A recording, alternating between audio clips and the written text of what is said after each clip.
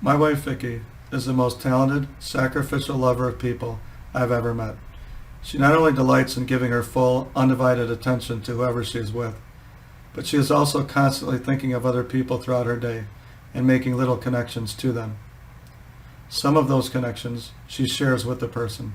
Others she just treasures in her heart. The connections she treasures becomes visible when she smiles at the person or even just thinks about them.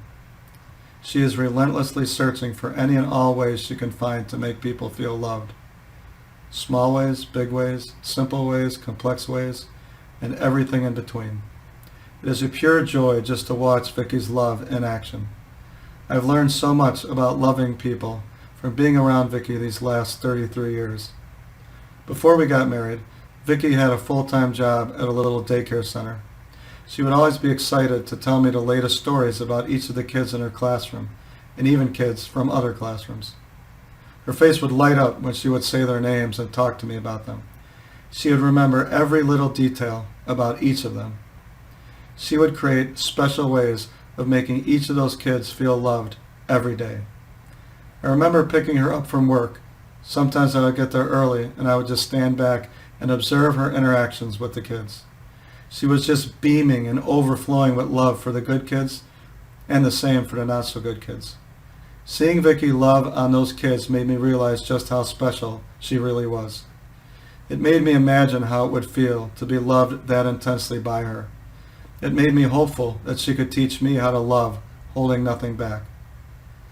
Vicky sacrificially loves our children like LeBron James plays basketball.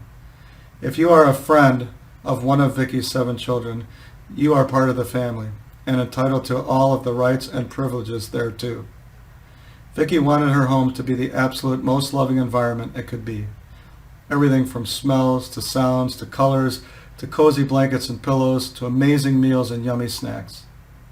Vicky found this quote from J.R.R. Tolkien's Fellowship of the Ring, and it became one of her life's missions. That house was a perfect house. Whether you like food or sleep or storytelling or singing or just sitting and thinking best, or a pleasant mixture of them all. Merely to be there was a cure for weariness, fear, and sadness. She even wrote that quote on our blackboard in the kitchen.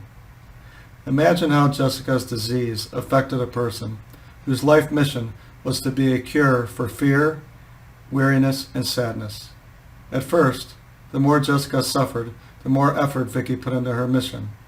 For many years, Vicky kept upping her game to try to counteract Jessica's disease. Vicky would sometimes collapse from exhaustion. Amazingly, Vicky's love for me, our children, and everyone else in her life did not let up. Asking Jessica to leave because it was the most loving thing we could do for her was absolutely heartbreaking for Vicky. Vicky could not stop thinking about Jessica and crying out to God for her. I don't think Vicky had a full night's sleep during the 10 months or so that Jessica was on her own. Then, the knock at the door. The devastation. All of that love was now violently torn out of connection and into disconnection. How could you not be consumed with what you might have done better? Or what you might have done wrong? How could you not be disillusioned with a life's mission that tries to create a home that is a cure for weariness, fear, and sadness? Of course, anyone who has had the pleasure of interacting with Vicky or being invited into her home knows the mission was not a failure. In fact, since this tragedy, the mission has been expanding, slowly but surely. Vicky's broken heart has somehow managed to get even bigger. Her compassion can now suffer with and love on even more people who have also been through similar devastation. Vicky is still hurting and grieving, but she is also still loving. She is my greatest inspiration. I love her so much, and I am loved by her so much.